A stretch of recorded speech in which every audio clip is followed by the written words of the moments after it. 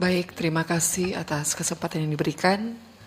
Presentasikan bagaimana penggunaan platform-platform yang kita bisa pakai kepada peserta didik. Menyegerakan literasi sekolah lewat GLS. Jadi kita sudah menanamkan sebenarnya terlebih dahulu pemahaman untuk meningkatkan kualitas sumber daya manusia, yaitu peserta didik, bagaimana mereka bisa memahami hal-hal literasi.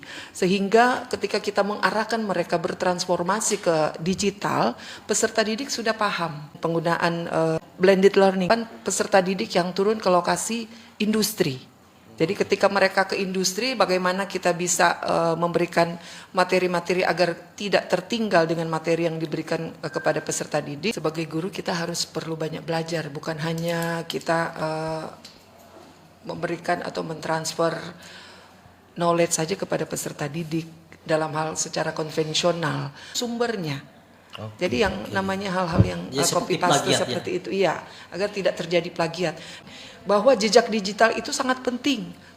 Nah, hal-hal itu yang diterapkan kepada peserta didik, harus share dengan orang tua dan adik kakak mungkin. Jadi kendala-kendala seperti itu kami berusaha untuk bisa memfasilitasi peserta didik. Literasi digital, Pak, ada yang namanya social network, ya, social network. Jadi komunitas-komunitas untuk guru, sehingga ketika guru yang tidak mengerti, misalnya ada grup-grup di WhatsApp, ada grup di Facebook dan lain sebagainya, sehingga ketika ada guru yang kurang memahami, kita bisa saling share di situ, ya, menjadi tutor kepada teman yang lain.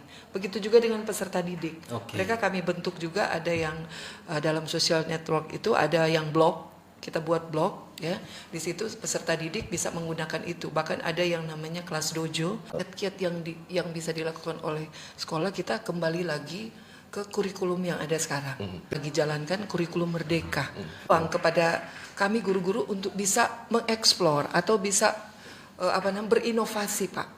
Nah, dalam hal ini guru-guru harus lebih kreatif. Yang tentunya ketika ada namanya yang kita sebut gerakan sekolah menyenangkan. Mereka memiliki mereka happy, ya. Jadi itu kita sebut student well-being, ya, yang mereka baru minggu lalu saya berikan mereka juga ada yang namanya quantum learning. Jadi pembelajaran mereka itu walaupun di dalam kelas tetapi ada permainan-permainan, dan itu kita mengarahkan kepada peserta didik sehingga ketika mereka sudah memiliki kebahagiaan terlebih dahulu, ya, sudah ada fun lebih dulu, sudah senang lebih dulu, akan mudah untuk kita menerapkan hal-hal seperti literasi yang memang untuk kurikulum merdeka seperti Bapak bilang tadi, itu benar-benar merdeka.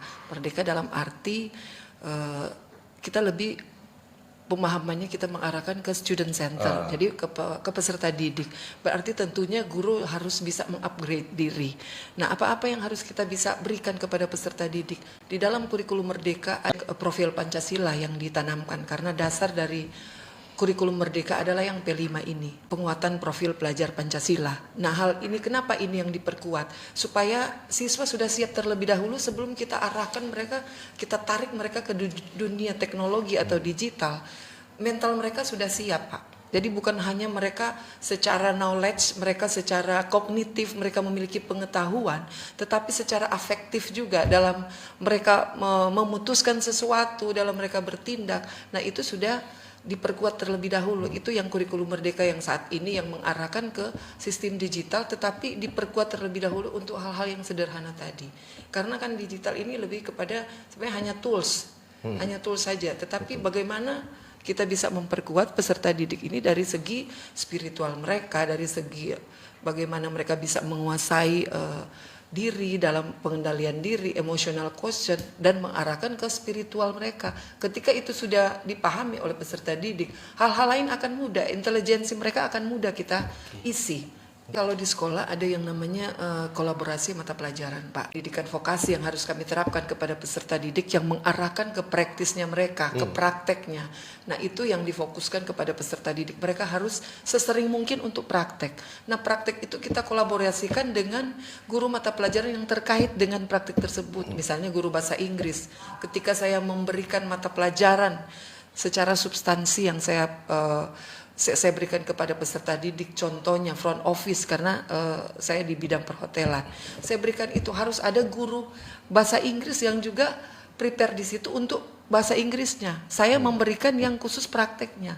Kemudian ada guru matematika yang akan memperkuat mereka di bidang perhitungan-hitungan, Pak, dan lain sebagainya. Ketika kita berikan ini, kembali lagi ke yang tadi, Pak, yang afektif itu, siswa itu akan secara keseluruhan dia menjadi tutor kepada siswa yang lainnya. Jadi sebenarnya tidak ada yang namanya siswa tidak mengerti, siswa bodoh, tidak ada lagi.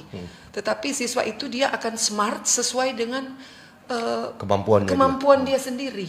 Nah, itu yang kita gali potensi peserta didik. Kadang-kala orang berpikir selalu dari segi pengetahuan mereka, knowledge-nya, nilai akademik yang menjadi sorotan. Padahal bukan seperti itu. Kurikulum Merdeka dia mengajarkan atau mengarahkan ke peserta didik untuk dia smart di bidangnya. Kita berikan bahwa itu diharuskan atau tidak. Tetapi bagaimana guru berinovasi. Itu Pak. Jadi sebenarnya tugas-tugas yang mereka berikan ini, yang mereka laksanakan membuat konten-konten positif. Nah itu juga di bagian dari kurikulum Merdeka yang dieksplor oleh masing-masing guru. Seperti saya ada tugas-tugas tertentu yang saya berikan kepada peserta didik. Mereka harus membuat video lewat apa? Lewat media sosial apa? TikTok mungkin, atau media sosial Facebook dan lain sebagainya, Instagram, sehingga mereka tidak tertinggal.